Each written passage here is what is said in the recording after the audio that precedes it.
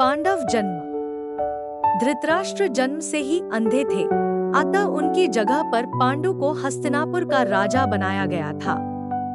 इससे धृतराष्ट्र को सदा अपनी नेत्रहीनता पर क्रोध आता और उन्हें पांडु से द्वेष भावना होने लगती। पांडु ने कुछ ही समय में संपूर्ण भारतवर्ष को जीतकर कुरु राज्य की सीमाओं का यवनों के देश तक विस्तार कर दिया। एक बार राजा पांडु अपनी दोनों पत्नियों कुंती तथा माद्री के साथ आखेट के लिए वन में गए। वहां उन्हें एक मृग का मैथुनरत जोड़ा दृष्टिगत हुआ। पांडु ने तत्काल ही अपने बाण से उस मृग को घायल कर दिया। मरते हुए मृगरूपधारी किंदम ऋषि ने पांडु को शाप दिया, राजन, तुम्हारे समान क्रूर पुरुष इस संसार में कोई भी नहीं होगा।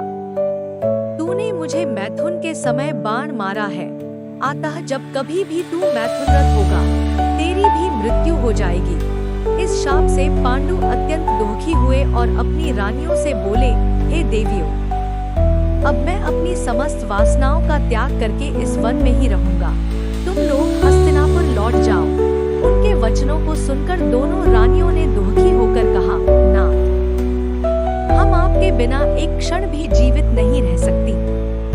आप हमें भी वन में अपने साथ रखने की कृपा कीजिए। पांडु ने उनके अनुरोध को स्वीकार करके उन्हें वन में अपने साथ रहने की अनुमति दे दी। इसी दौरान राजा पांडु ने अमावस्या के दिन ऋषि मुनियों को ब्रह्मा जी के दर्शनों के लिए जाते हुए देखा।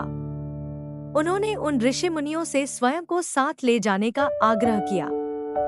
उनके इस आग्रह पर ऋषि मुनियों ने कहा, राजन, कोई भी निःसंतान पुरुष ब्रह्मलोक जाने का अधिकारी नहीं हो सकता, अतः हम आपको अपने साथ ले जाने में असमर्थ हैं।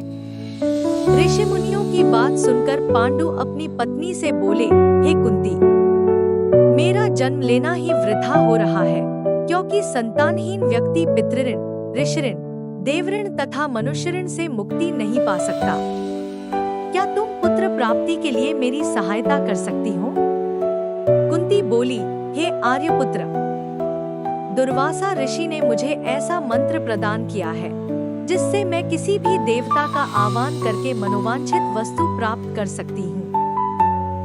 आप आज्ञा करें, मैं किस देवता को बुलाऊं? इस पर पांडु ने धर्म को आमंत्रित करने का आदेश दिया।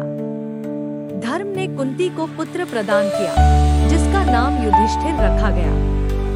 कालांतर में पांडु ने कुंती को पुनः 2 बार वायुदेव तथा इंद्रदेव को आमंत्रित करने की आज्ञा दी।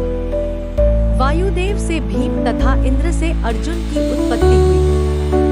तत्पश्चात पांडु की आज्ञा से कुंती ने माद्री को उस मंत्र की दीक्षा दी। माद्री ने अश्विनी कुमारों को आमंत्रित किया और नकुल तथा सहदेव का जन्म हुआ। एक दिन पांडु माद्री के साथ वन में सरिता के तट पर भ्रमण कर रहे थे। वातावरण अत्यंत रमणीक था और शीतल मन सुगंधित वायु चल रही थी। सहसा वायु के झोंके से माद्री का वस्त्र उड़ गया। इससे पांडु का मन चंचल हो उठा।